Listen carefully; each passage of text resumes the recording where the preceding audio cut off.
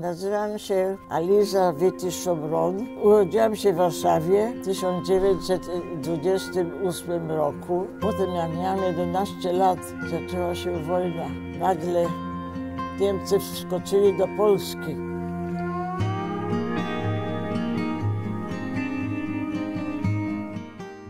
Właściwie myśmy mieszkali niedaleko, znacie Warszawę? Znamy. Hal Mirowskich. Tak, znamy. Hale są Tak. ciągle. Tak, niedaleko Chłody. I mieszkaliśmy, był taki wielki dom, tam 500 ludzi było w tym domu, a moja mama była z Rosji, a mój ojciec Kamieńca Podolskiego. Ale przyjechali do Warszawy. Ja pamiętam 1 września 1939 roku nagle Niemcy wskoczyli do Polski.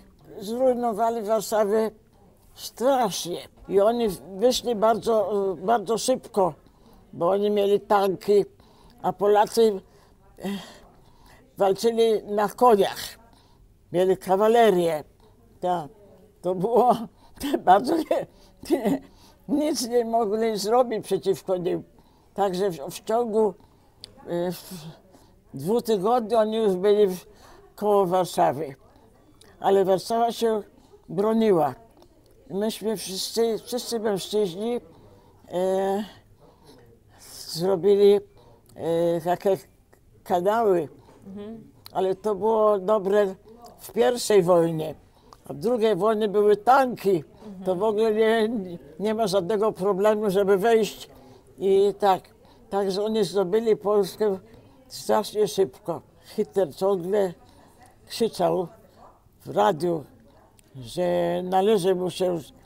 Wtedy zabrali mu po pierwszej wojnie, zabrali im dużo ziem z różnych miejsc i należy się zwrócić to wszystko. Tak? I mówi, że to należy mu się. A naturalnie, że Polacy mówili, że nie. W żaden sposób nie zwrócą, bo tam było wejście do Morza Bałtyckiego. I państwo bez jakiegoś dojścia do morza nie może prowadzić handlu. Specjalnie oni, nie wiem, co Hitler miał specjalnie przeciwko Żydom. Bo on ciągle krzyczał, że żydostwo jest bardzo bogate i przez nich jest wojna. Różne takie głupstwa. Tak? Ale on właśnie bardzo szybko i już byli koło Warszawy. W 1942 roku, zdaje mi się, to było, że było rozkazanie, że ma być ograniczone miejsce dla Żydów. Ale w Warszawie było bardzo dużo Żydów. Było 300 000 Żydów w Warszawie. To nie było miejsca w ogóle. I oni zrobili, sami musieli zrobić mury, nie? I było zamknięcie i już.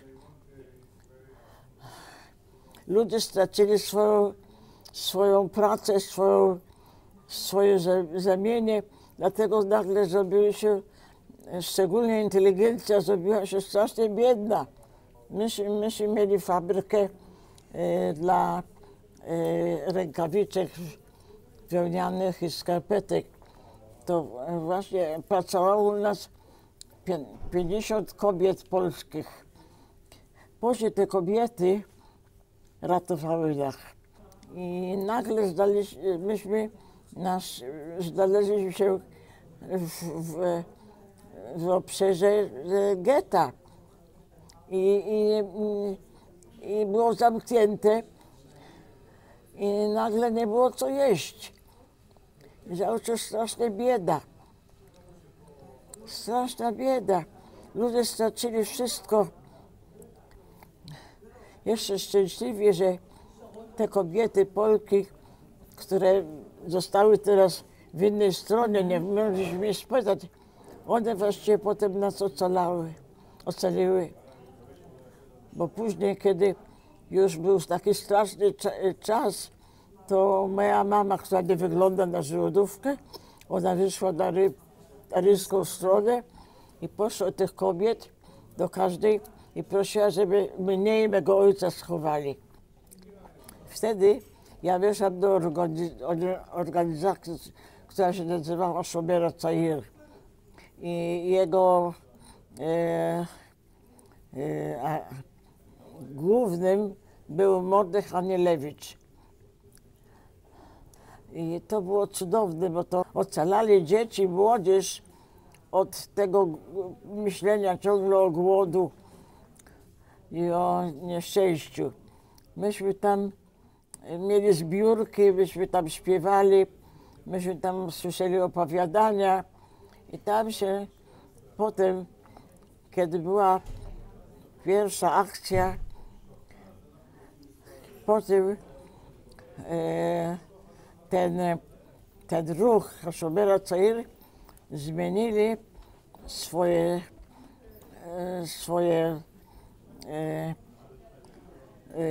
swoje cele i postanowili walczyć przeciwko Niemcom. I wtedy zrobiła się żydowska organizacja bojowa. Ja byłam w tej organizacji, już miałam 13 lat, ja przechodziłam, chowałam takie ulotki, wstawałam ich pod drzwi różnych ludzi, tam było napisane, trzeba wiedzieć, że to, co Niemcy mówią, oni kłamią. Nie ma żadnego wschodu, nie ma żadnych obozów. To jest śmierć, to miejsce Tremlinka.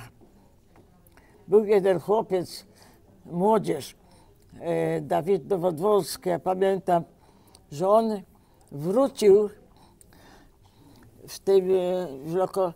w tym pociągu, w którym były ubrania ludzi, których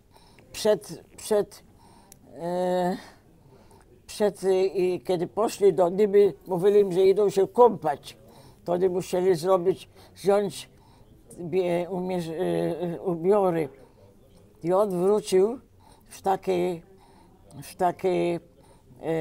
w tym pociągu, który on się schował pod tymi ubiorami.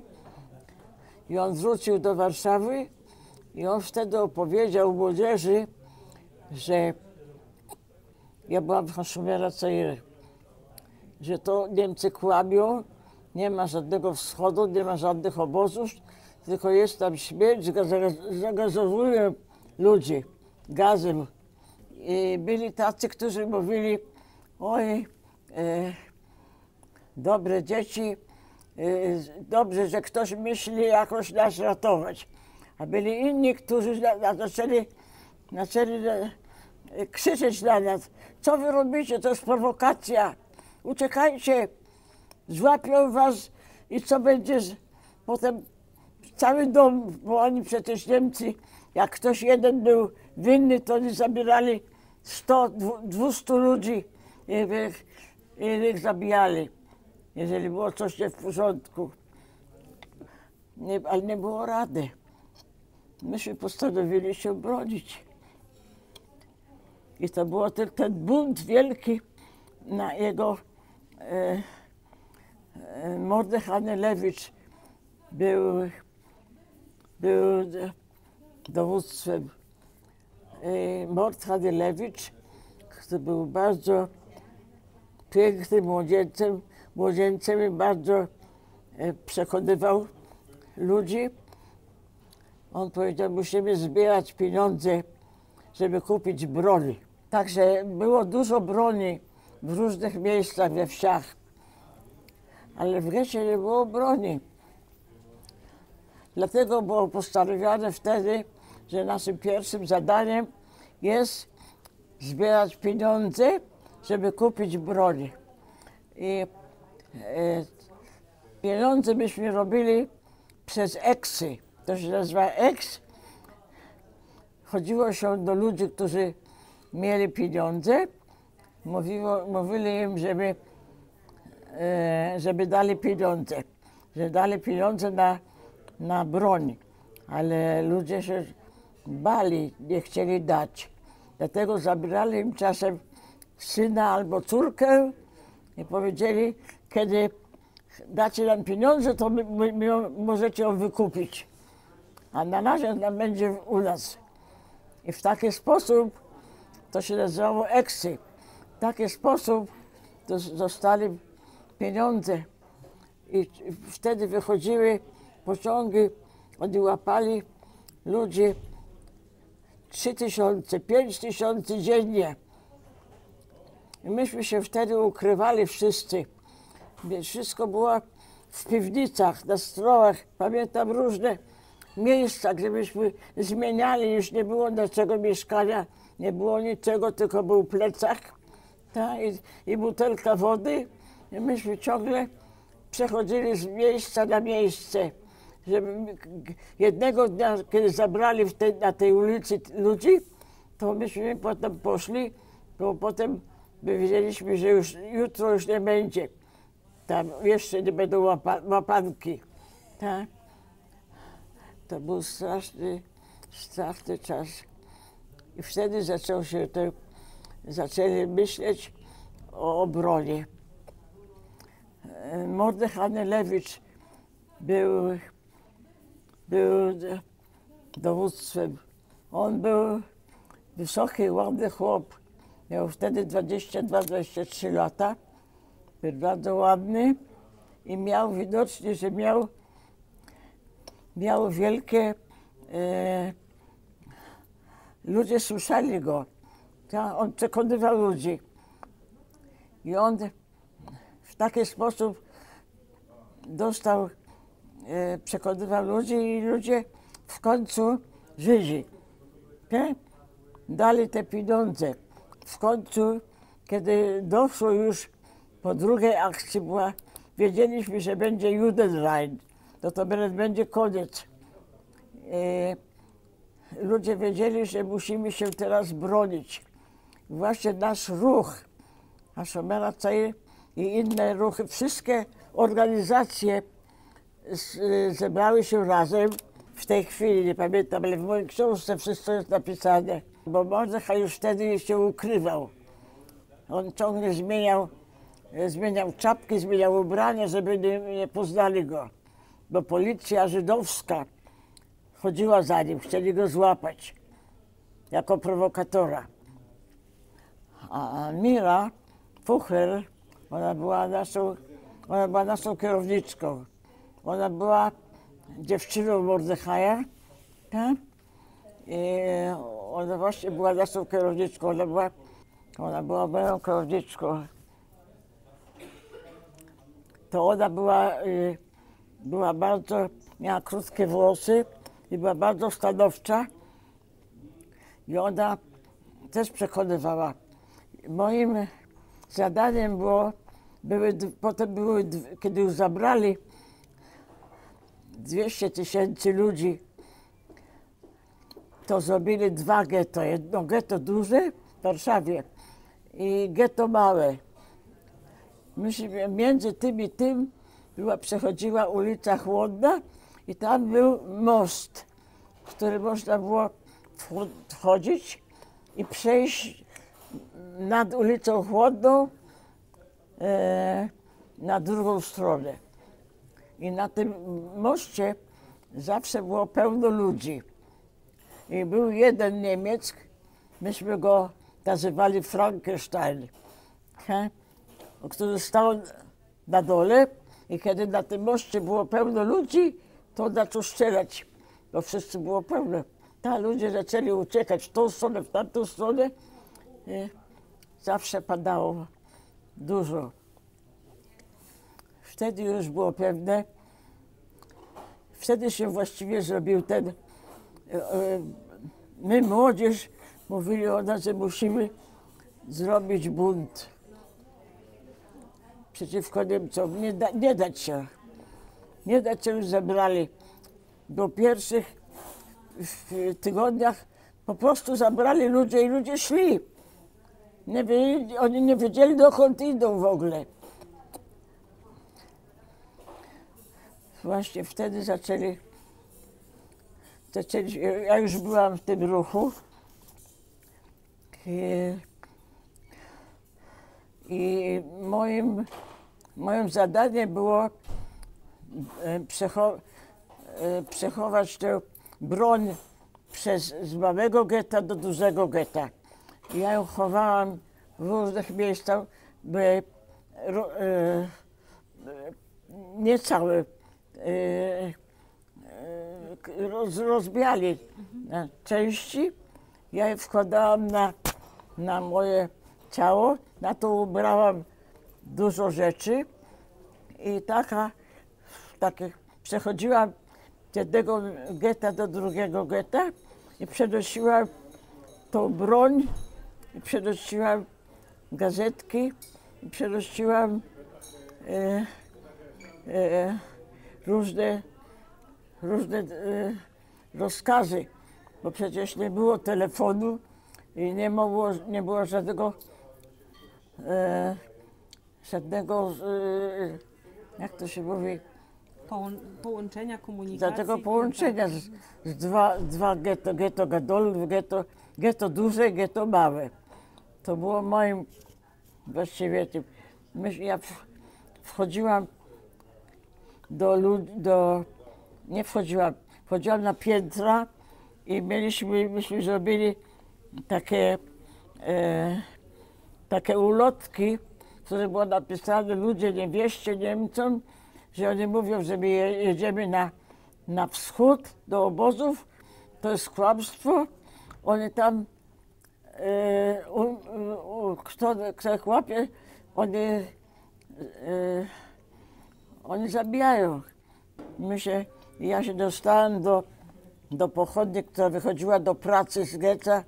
Getta wychodziła pracować. Tam były w różnych miejscach. Przecież Żydzi właściwie Niemcom budowali im lotnisko i różne miejsca. Dlaczego potem po wojnie chcieli te picuim, chcieli zwrot pieniędzy, bo przecież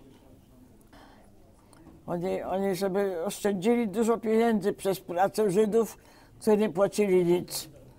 Myśmy też pracowali na firmie, która się nazywała Tebens.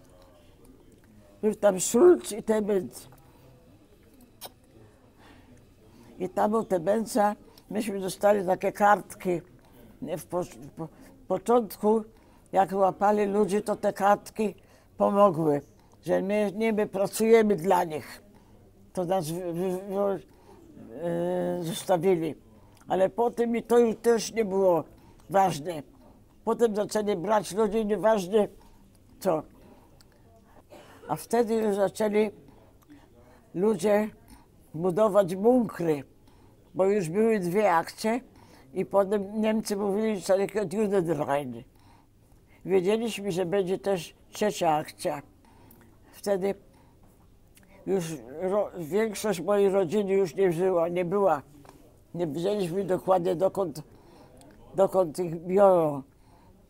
Ale jak powiedziałam, ten młodzieniec, który wrócił z ubierania w pociągu, on wrócił do getta i on opowiadał, dokąd biorą ludzi.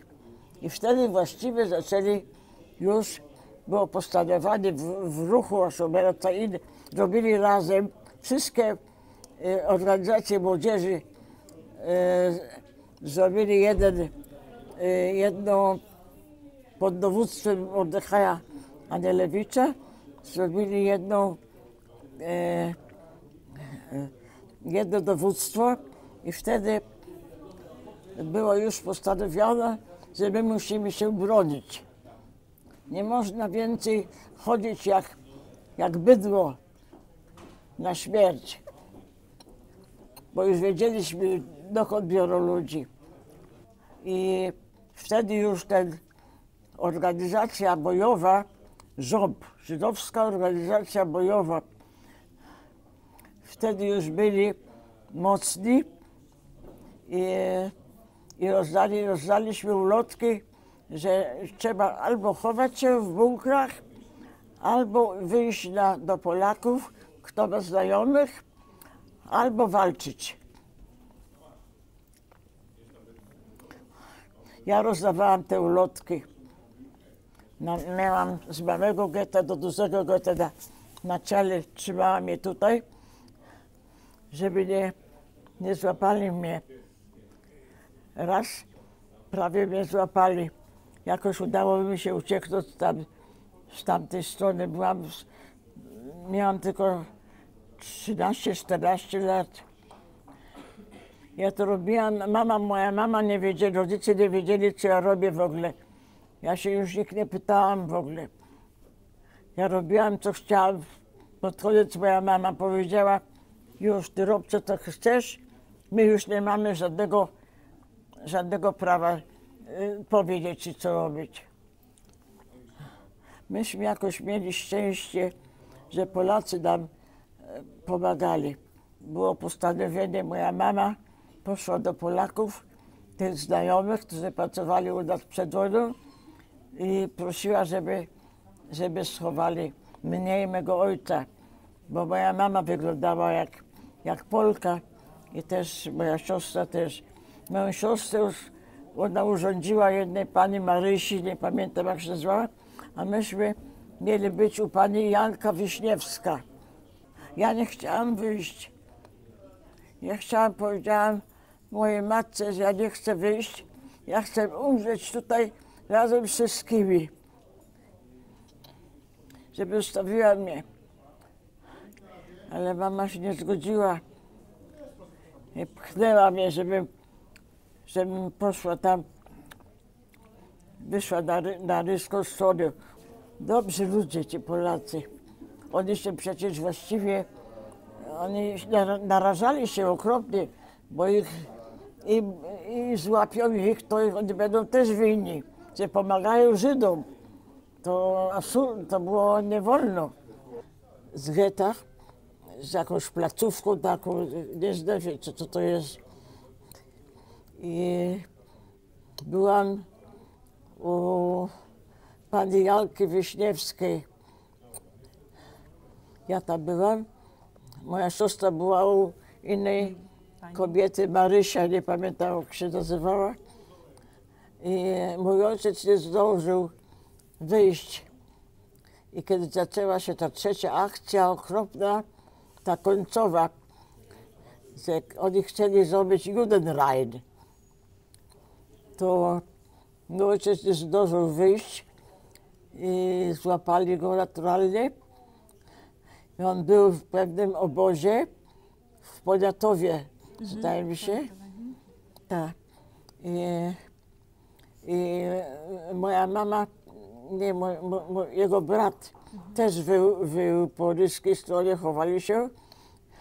I on dał nam dużo pieniędzy, żeby jednemu człowiekowi, żeby wyciągnęli mojego ojca z tego obozu. Ale ten człowiek zabrał pieniądze. I zniknął. Znikł, tak. Także mój ojciec został zamordowany 3 november. Listopada. Tak, 3 november, kiedy była taka akcja, się nazywała Hag HaKatzir. Maze, Hag ze święto, kiedy się Dożynki. Tak, jak się zboże ścina do końca. tak, קציר. למה קציר? כי אז לקחו המון אנשים והרגו אותם. למזלי, הרי הם המציאו את ההמתה בגז. No, przejdźmy na polskie. Nie czuję w ogóle. Tak. I tam w Poniatowej pani ojciec zginął. Zginął, tak. A pani Tak. się wtedy ukrywała. A myśmy się ukrywali, to znaczy mnie ukrywali, moja siostra, moja mama nie wyglądały jak Żydówki, więc one się ukręciły były po mieście. A Niemcy bardzo lubili nas zrobić różne niespodzianki w święta żydowskie. To oni robili specjalnie. I kiedy się przychodziło miał być Pesach, to było już wiosna, kwiecień. Tak. To myśmy właściwie wiedzieli, że coś już jednakże będzie. Ja byłam młoda, ja nie wiedziałam, co dokładnie, jakie są plany, ale było tam dowództwo młodych ludzi i oni szykowali ten bunt.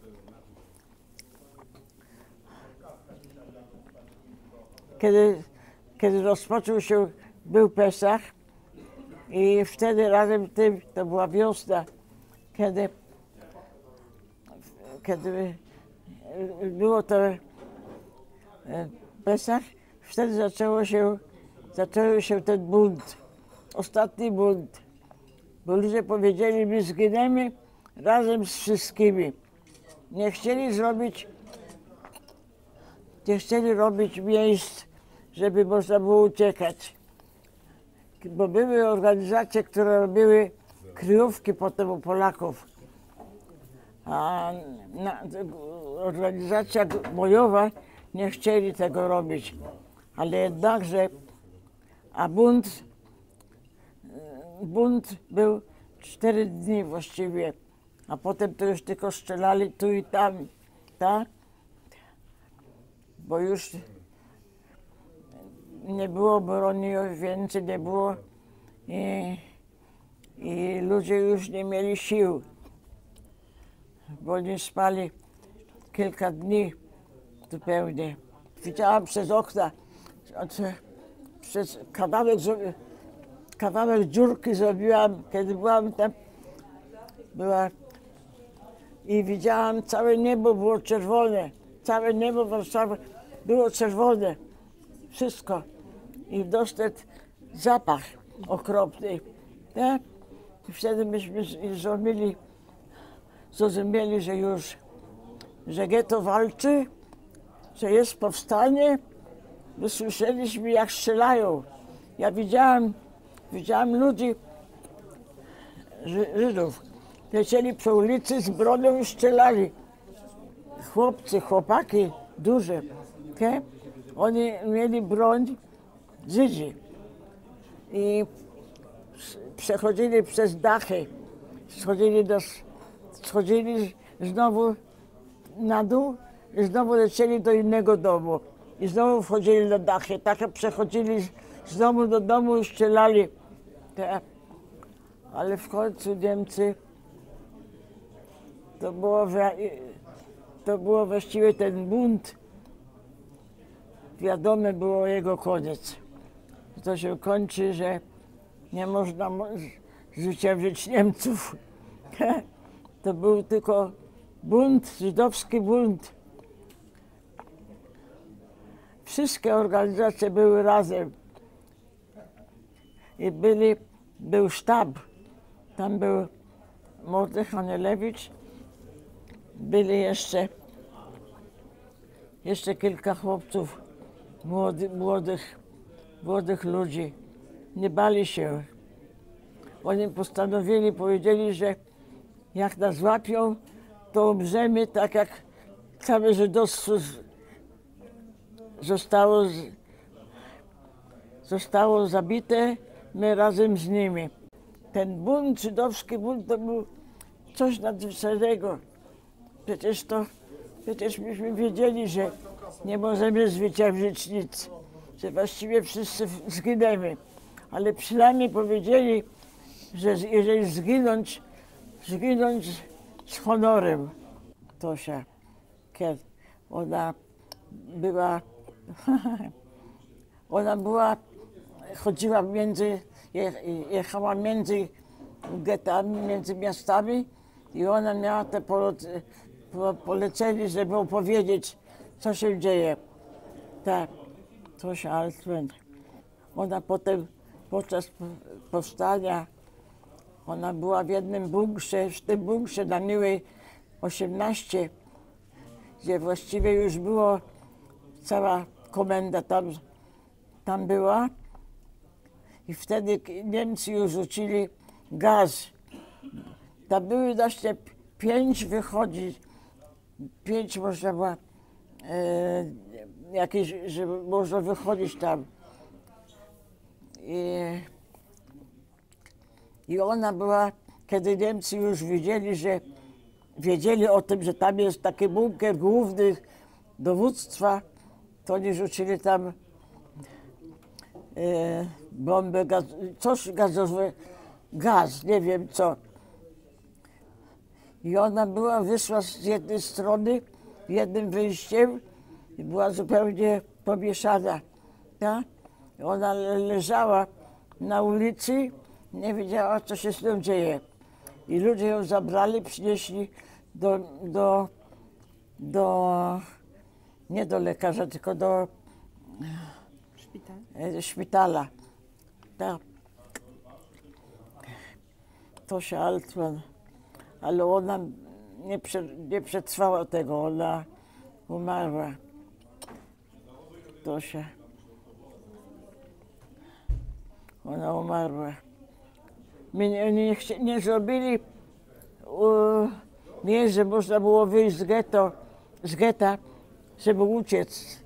Potem na ryską stronę i uciec do lasów. Były tam laski takie małe. Powiedzieli, my zginiemy tutaj z wszystkimi. Ale jednakże, potem, kiedy był ten bunt, jednakże kiedy już to trwało właściwie 4 dni, walczyli. Ale potem to już było tylko tu i tam, strzelali tu i tam. Bo jeszcze każdy, który miał jeszcze broń, nie chciał jej oddać. I do końca trzymali. Wyszli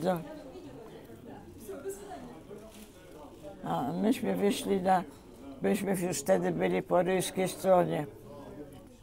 Myśmy już byli wtedy po ryjskiej stronie u Polaków.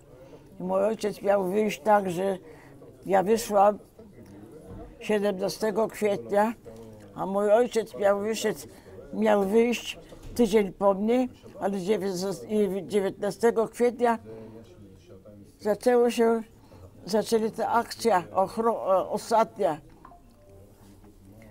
Także ja już byłam wtedy po ryjskiej stronie. A którędy pani wychodziła? Przez jaką bramę? Przez jaką bramę? Tak. Na Lesznie. Tak.